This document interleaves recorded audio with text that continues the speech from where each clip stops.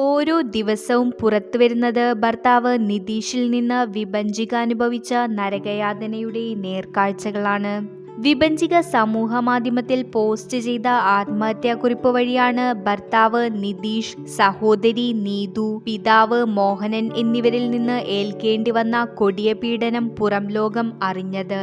നിതീഷ് വിവാഹമോചനത്തിന് ശ്രമിക്കുന്നുണ്ടെന്നും അത് നടന്നാൽ ജീവിച്ചിരിക്കില്ലെന്നും വിഭജിക അമ്മയോട് പറഞ്ഞിരുന്നു. ഇതിനിടെ നിതീഷ് വക്കീൽ നോട്ടീസും അയച്ചിരുന്നു. വക്കീൽ നോട്ടീസ് അയച്ചതിന്റെ നിരാശയിലാകാം വിഭജിക ആത്മഹത്യ ചെയ്തത് എന്നായിരുന്നു ബന്ധുക്കൾ ആദ്യം കരുതിയത്. എന്നാൽ ആത്മഹത്യാക്കുറിപ്പ് ലഭിച്ചതോടെയാണ് പീഡന വിവരം എല്ലാവരും അറിഞ്ഞത്. വക്കീൽ നോട്ടീസ് അയക്കുന്നതിന് 3 ദിവസം മുൻപ് നിതീഷ് വഴക്കിട്ട് ഫ്ളാറ്റ് മാറിപ്പോയിരുന്നു.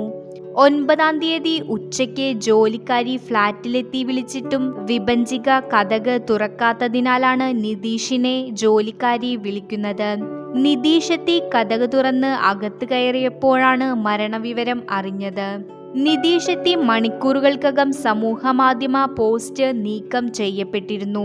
അപ്പോഴേക്കും ആത്മഹത്യാക്കുറിപ്പും ശബ്ദ സന്ദേശവും നിതീഷിന്റെ സ്വഭാവ വൈകൃതങ്ങൾ തെളിയിക്കുന്ന വീഡിയോകളും ഫോട്ടോകളും ലഭിച്ചിരുന്നതായി വിഭജികയുടെ ബന്ധുക്കൾ പറയുന്നുണ്ട്.